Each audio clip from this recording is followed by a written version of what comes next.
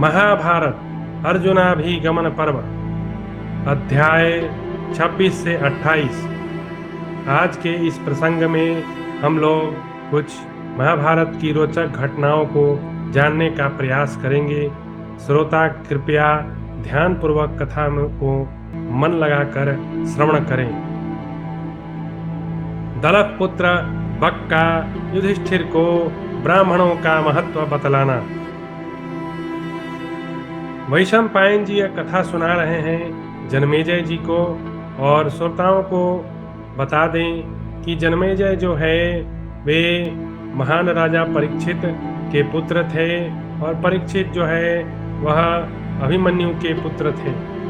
तो चूंकि महाराजा परीक्षित को सर्प दंश से प्राणों का अंत करना पड़ा, क्रोधवश उनके पुत्र जन्मेजय ने सर्प यज्ञ का अनुष्ठान किया, जिसमें लाखों लाख सर्पों को उन्होंने जलाकर भस्म कर दिया।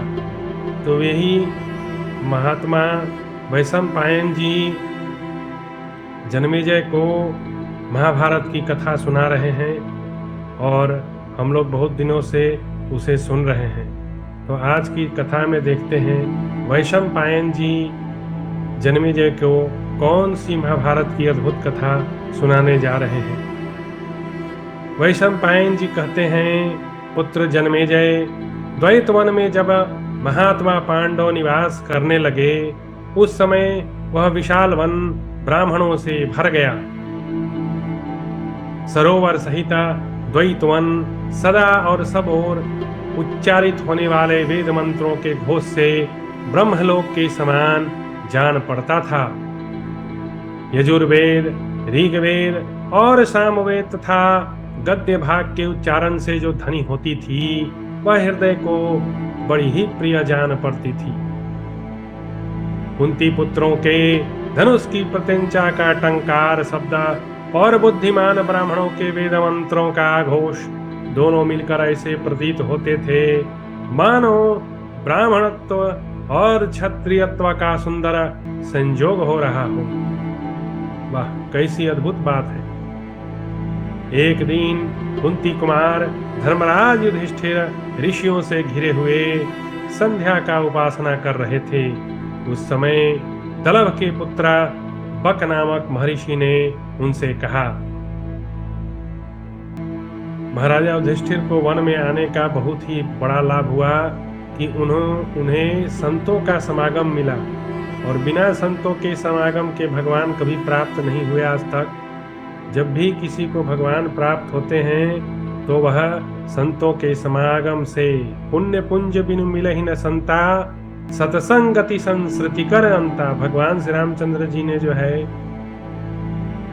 तुलसीकृत रामायण में यह बात कही है कि जिसका पुण्य होता है उसी को संत मिलते हैं, और संतों का मिलन जो है जन्म मृत्यु के वृत्ति को सदा के लिए नष्ट कर देता है। गुरु श्रेष्ठ कुंती कुमार, देखो द्वैतवन में तपस्वी ब्राह्मणों की होमवेला का कैसा सुंदर दृश्य है। सब ओर वेद ध्वनियों पर अग्नि प्रज्वलित हो रही है। आपके द्वारा सुरक्षित हो व्रत धारण करने वाले ब्राह्मण इस पुण्य वन में धर्म का अनुष्ठान कर रहे हैं।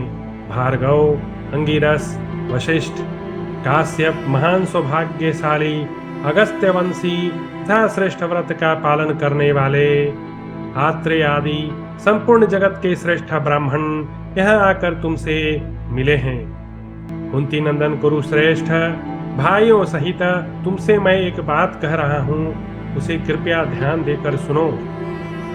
जब ब्राह्मण क्षत्रिय से और क्षत्रिय ब्राह्मण से मिल जाए तो दोनों प्रचंड शक्तिशाली होकर उसी प्रकार अपने शत्रुओं को भस्म कर देते हैं, जैसे अग्नि और वायु मिलकर सारे वन को जला देते हैं। यहाँ एक बात बता दें कि आज तक जितने भी राजा गौरवशाली हुए हैं इस संसार में, और उन्होंने गौरव को प्राप्त किया है, वह सब ब्राह्मणों के कृपा से, ब्राह्मणों के संग से।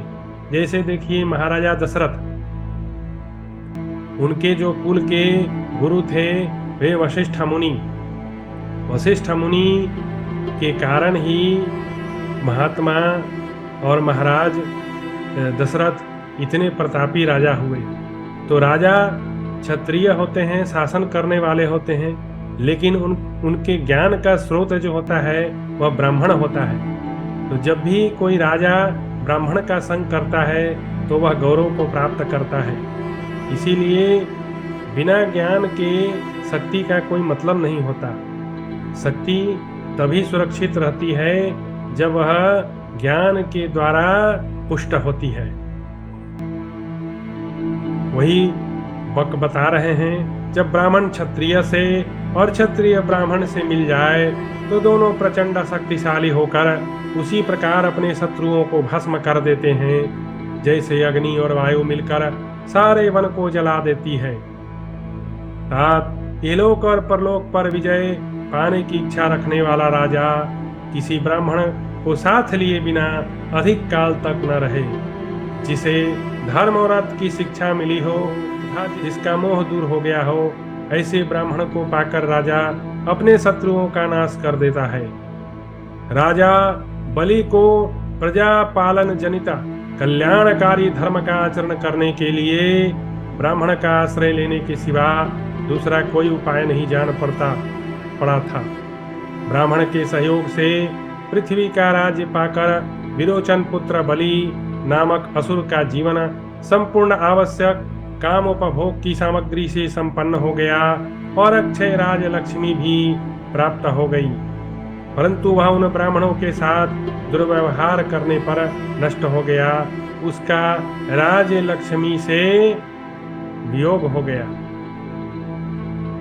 जिसे ब्राह्मण का सहयोग प्राप्त नहीं है, ऐसे क्षत्रिय के पास यह ऐश्वर्यपूर्ण भूमि दीर्घ काल तक नहीं रहती।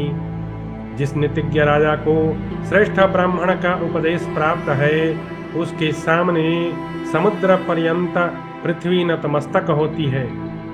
जैसे कोई भी देश का राजा होता है, जैसे आज के उदाहरण में लें तो जैसे हमारे देश के गौरवशाली प्रधानमंत्री श्री नरेंद्र मोदी जी हैं, तो हम देखेंगे कि उनके जो सलाहकार हैं वे सब बड़े ही विद्वान लोग हैं। उन विद्वान सलाहकारों से सलाह करके ही हमारे प्रधानमंत्री जी जो है वे सारा देश का कार्यभार अपने कंधों पर रखते हैं और उस देश को बहुत गौरवपूर्ण तरह से चला रहे हैं। तो बिना ब्राह्मणों के सहयोग के आज तक कोई भी राजा गौरवशाली नहीं हुआ। जो कोई भी राजा गौरवशाली होता है वह विद्वानों के बीच में रहकर ही होता है।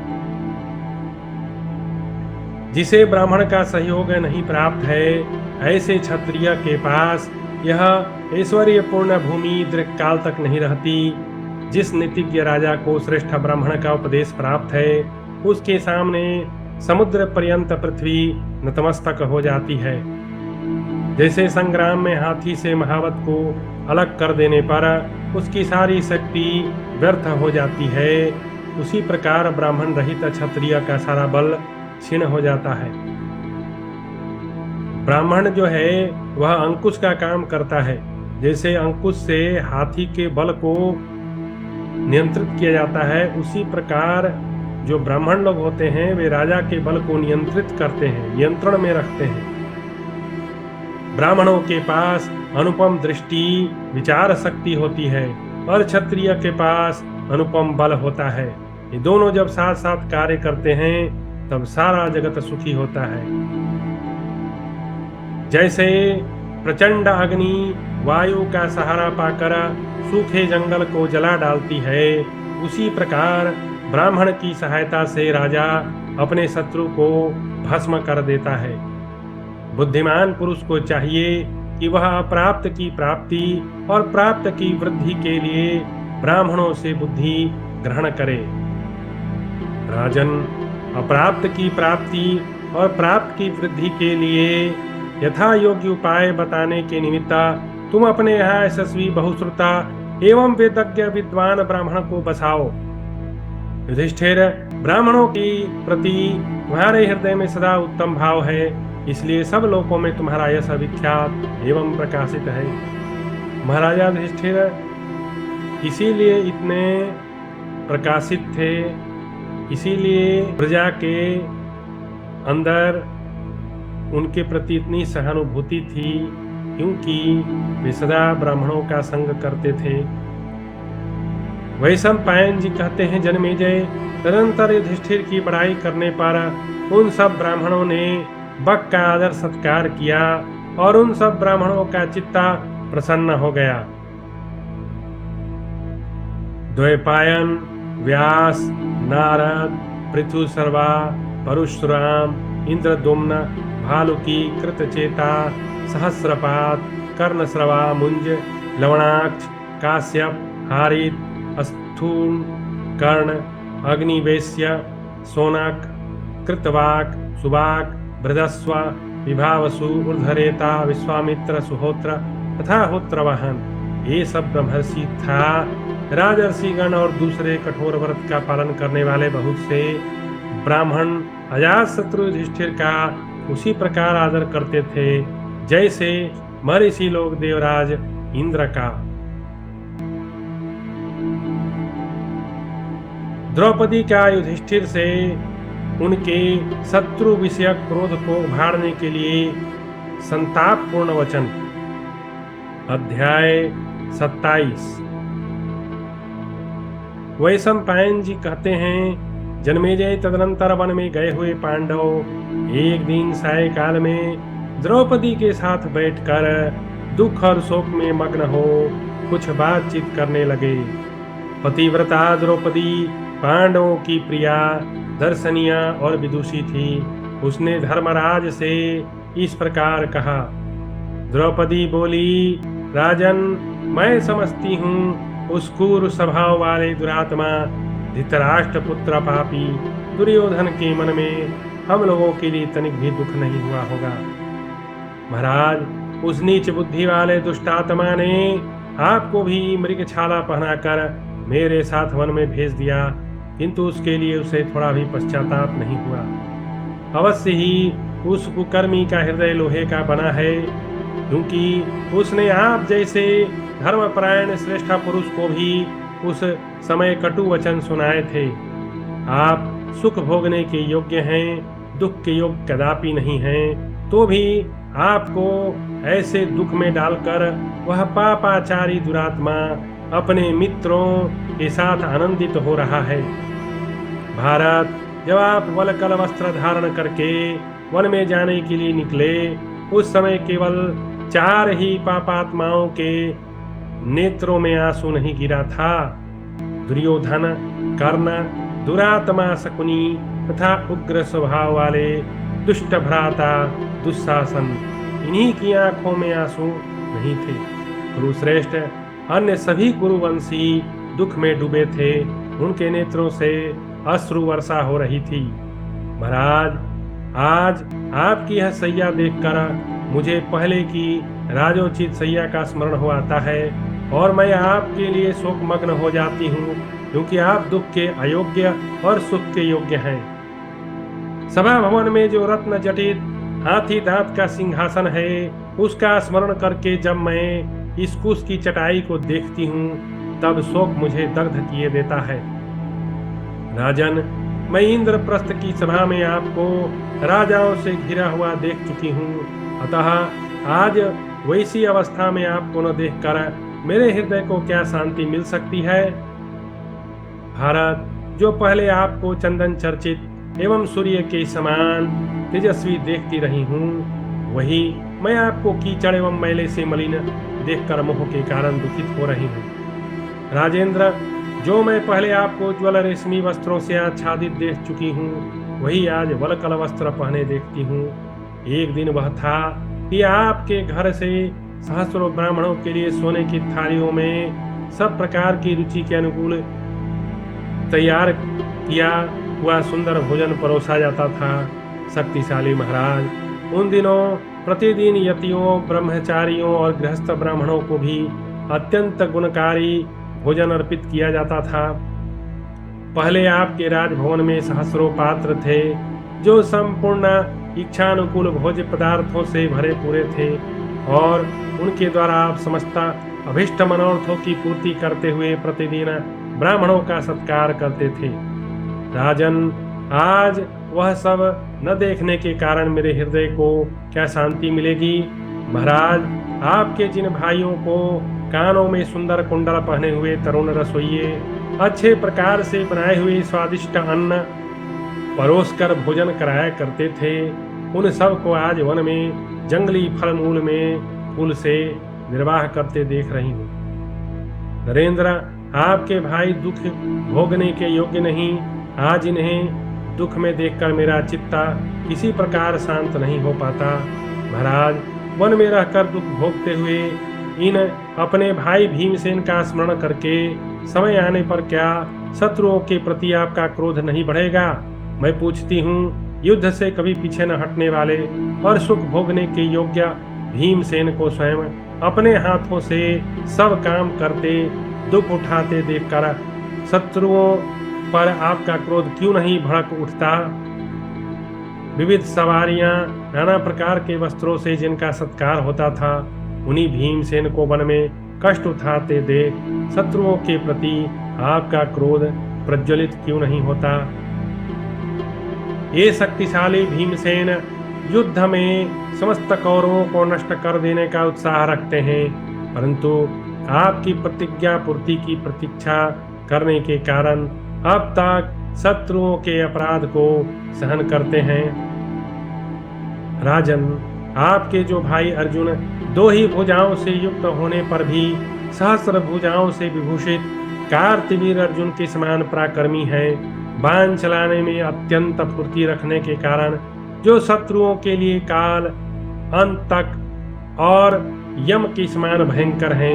महाराज, जिनके शस्त्रों के प्रताप से समस्त भूपाल नतमस्तक हो आपके यज्ञ में ब्राह्मणों की सेवा के लिए उपस्थित हुए थे, उन्हीं इन देव दानव पूजित पुरुष सिंहा अर्जुन को चिंता मग्न देखकर आप शत्रुओं पर क्रोध क्यों नहीं करते? भारत, दुख के अयोग्य सुख भोगने के योग्य अर्जुन को वन में दुख भोगते देखकर भी जो शत्रुओं के प्रति आपका क्रोध नहीं उमड़ता, उससे मैं मोहित हो रही हूँ। भारत, दुख के अयोग्य और सुख भोगने के योग्य अर्जुन को वन में दुख भोगते देखकर जो भी शत्रुओं के प्रति आपका क्रोध नहीं उमड़ता, उससे मैं मोहित हो रही हूँ। जिन्होंने एकमात्र रथ की सहायता से देवताओं, मनुष्यों और नागों पर विजय पाई है, उन्हीं अर्जुन को वनवास का दुख भोगते देख आपका क्रोध क्यों नहीं बढ़ता? परंतु जिन्होंने पराजित नरेशों के लिए दिए हुए अद्भुत आकार वाले रथों, घोड़ों और हाथियों से घिरे हुए कितने ही राजाओं से बलपूर्वक धन लिए थे, जो एक ही वेग से 500 बाणों का संहार करते हैं, उन्हीं अर्जुन को वनवास का कष्ट भोगते देख शत्रुओं पर आपका क्रोध क्यों नहीं बढ़ता? जो युद्ध में ढाल और तलवार से लड़ने वाले वीरों में सर्वश्रेष्ठ हैं, जिनकी कद ऊंची है तथा जो श्याम वर्ण के तरुण हैं, उन्हीं नकुल को आज वन में कष्ट उठाते देखकर आपको क्रोध क्यों नहीं होता? महाराज युधिष्ठिर, माद्री के परम सुंदर पुत्र सूरवीर सहदेव को वनवास का दुख भोगते देख आप शत्रुओं को क्षमा कैसे कर रहे हैं? नरेंद्र, नकुल और सहदेव दुख भोगने के योग्य नहीं, इन दोनों को आज दुखी देखकर आपका क्रोध क्यों नहीं बढ़ रहा है? मैं द्रुपद के कुल में उत्पन्न हुई महात्मा पांडु की पुत्र वधु धृष्टद्युम्न की बहन था, वीर शिरोमणि पांडवों की पतिव्रता पत्नी हूँ। महाराज, मुझे इस प्रकार वन में कष्ट उठाती देखकर भी आप शत्रुओं के प्रति क्षमा भाव कैसे धारण करते हैं? भरतश्रेष्ठ, निश्चय ही आपके हृदय में क्रोध नहीं है, क्योंकि मुझे और अपने भाइयों को भी कष्ट में पड़ा देख आपके मन में व्यथा नहीं होती। संसार में कोई भी क्षत्रिय क्रोध रहित नहीं होता। क्षत्रिय शब्द की व्युत्पत्ति ही ऐसी है जिससे उसका सक्रोध होना सूचित होता है, परंतु आज आप जैसे क्षत्रिय में मुझे यह क्रोध का भाव क्षत्रियत्व के विपरीत सा दिखाई देता है। कुंती नंदन, जो क्षत्रिय समय आने पर अपने प्रभाव को नहीं दिखाता, उसका सब प्राणी सदा तिरस्कार करते हैं। महाराज, आपको शत्रुओं के प्रति किसी प्रकार भी क्षमा भाव नहीं धारण करना चाहिए। तेज से ही उन सब का वध किया जा सकता है, इसमें तनिक भी संशय नहीं है। इसी प्रकार जो क्षत्रिय क्षमा करने के योग्य समय आने पर शांत नहीं होता, वह सब प्राणियों के लिए अप्रिय हो जाता है और यह लोक तथा परलोक में भी उसका विनाश ही होता है। तो इस प्रकार हमने देखा द्रौपदी ने किस तरह से महाराज युधिष्ठिर के समक्ष अपनी सारी शिकायत की पोटली खोल दी और द्रौपदी को आश्चर्य होता था कि महाराज युधिष्ठिर क्षत्रिय होने के बावजूद कैसे क्रोध नहीं करते। अब देखिए आगे क्या होता है। द्रौपदी आगे जो है उसी बात को बढ़ाती है। द्रौपदी द्वारा प्रहलाद बलि संवाद का वर्णन, तेज और क्षमा के अवसर। अध्याय 28। द्रौपदी कहती है, महाराज, इस विषय में प्रहलाद तथा विरोचन पुत्र बलि के संवाद रूप इस प्राचीन इतिहास का उदाहरण दिया करते हैं। असुरों के स्वामी परम बुद्धिमान दैत्यराज प्रहलाद सभी धर्मों के रहस्य को जानने वाले थे। एक समय बलि ने उन अपने पितामह प्रहलाद जी से पूछा।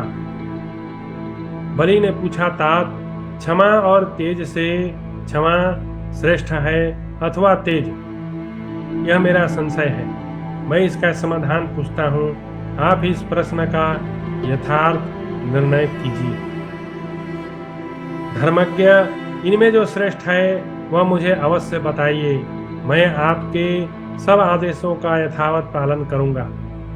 बलि के इस प्रकार पूछने पर समस्त सिद्धांतों के ज्ञाता विद्वान भक्तराज पितामह प्रहलाद ने संदेह निवारण करने के लिए पूछने वाले पौत्र के प्रति इस प्रकार कहा। प्रहलाद उवाच। प्रहलाद बोले, तात, न तो तेज ही सदा श्रेष्ठ है न क्षमा ही। इन दोनों के विषय में मेरा ऐसा ही निश्चय जानो, इसमें संशय नहीं है। वत्स, जो सदा क्षमा ही करता है उसे अनेक दोष प्राप्त होते हैं। उसके भृत्य शत्रु तथा उदासीन व्यक्ति सभी उसका तिरस्कार करते हैं। कोई भी प्राणी कभी उसके सामने विनय पूर्वक बर्ताव नहीं करते। अतः ताप सदा क्षमा करना विद्वानों के लिए भी वर्जित है। सेवक गण उसकी अवहेलना करके बहुत से अपराध करते रहते हैं। उतना ही नहीं, वे मूर्ख भृत्य गण उसके धन को भी हड़प लेने का हौसला रखते हैं। विभिन्न कार्यों में नियुक्त किए हुए मूर्ख सेवक अपने इच्छा अनुसार क्षमाशील स्वामी के रथ, वस्त्र, अलंकार, शैया, आसन, भोजन, पान तथा समस्त सामग्रियों का उपभोग करते रहते हैं तथा स्वामी की आज्ञा होने पर भी किसी को देने योग्य वस्तु नहीं देते हैं। स्वामी का जितना आदर होना चाहिए उतना आदर वे किसी प्रकार नहीं करते। इस संसार में सेवकों द्वारा अपमान तो मृत्यु से भी अधिक निंदित है। तात, उपयुक्त क्षमाशील को अपने सेवक पुत्र, भृत्य तथा उदासीन वृत्ति के लोग कटु वचन सुनाया करते हैं। इतना ही नहीं, वे क्षमाशील स्वामी की अवहेलना करके उसकी स्त्रियों को भी हस्तगत करना चाहते हैं और वैसे पुरुष की मूर्ख स्त्रियां भी स्वेच्छा प्रचार में प्रवृत्त हो जाती हैं। यदि उन्हें अपने स्वामी से तनिक भी दंड नहीं मिलता तो वे सदा मौज उड़ाती हैं और आचार से दूषित हो जाती हैं। दुष्टा होने पर वे अपने स्वामी का अपकार भी कर बैठती हैं। सदा क्षमा करने वाले पुरुषों को ये तथा और भी बहुत से दोष प्राप्त होते हैं। विरोचन कुमार, अब क्षमा न करने वाले के दोष को सुनो।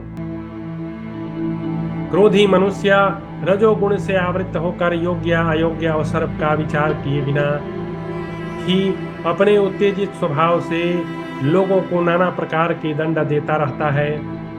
तेज, उत्तेजना से व्याप्त मनुष्य मित्रों से विरोध पैदा कर लेता है तथा साधारण लोगों स्वजनों का द्वेष पात्र हो जाता है। वह मनुष्य दूसरों का अपमान करने के कारण सदा धन की हानि उठाता है, उपालंभ सुनता अनादर पाता है। इतना ही नहीं, वह संताप द्वेष मोह था नए नए शत्रु पैदा कर लेता है। मनुष्य क्रोधवश अन्यायपूर्वक दूसरे लोगों पर नाना प्रकार के दंड का प्रयोग करके अपने ऐश्वर्य प्राण स्वजनों से भी हाथ धो बैठता है।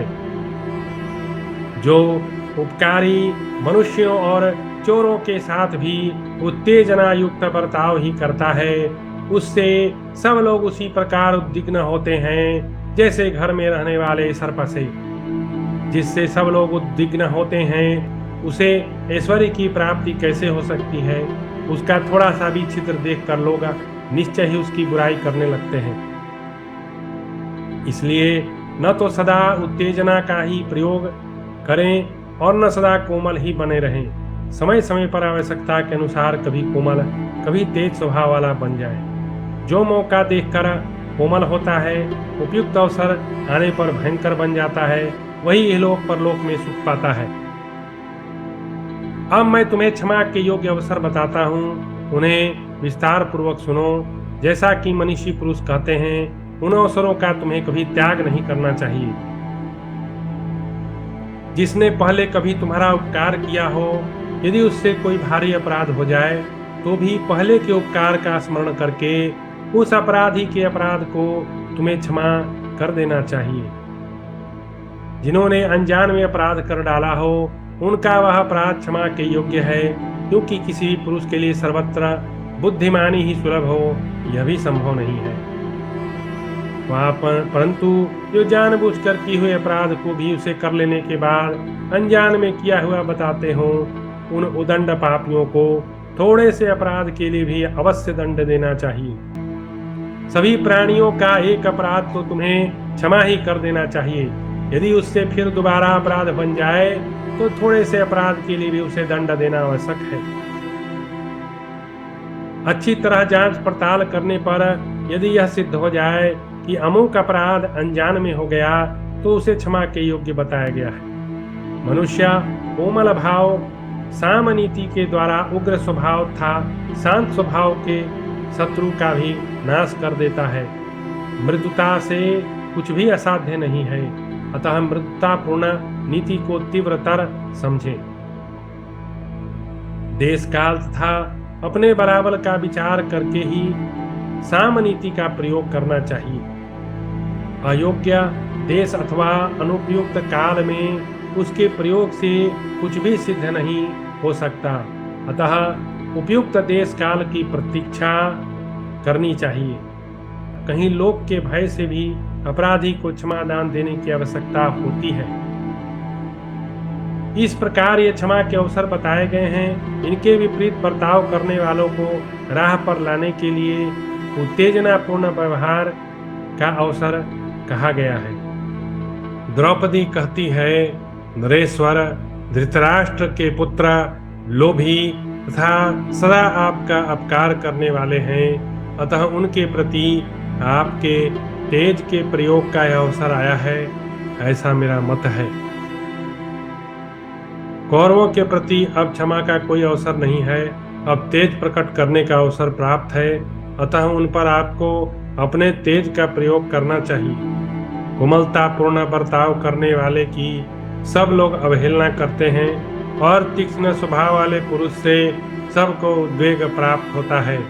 जो उचित अवसर आने पर इन दोनों का प्रयोग करना जानता है, वही सफल भूपाल है।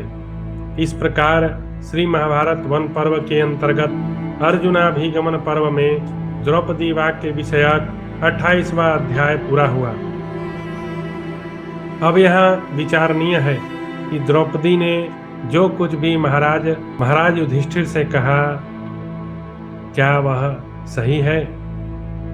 द्रौपदी ने अपना पक्ष रखने के लिए प्रहलाद और बलि की चर्चा भी जो है युधिष्ठिर से बताई कि किस तरह से प्रहलाद जी ने तेज और क्षमा दोनों को ही समय समय पर सदुपयोग करने का बलि को सलाह दिया।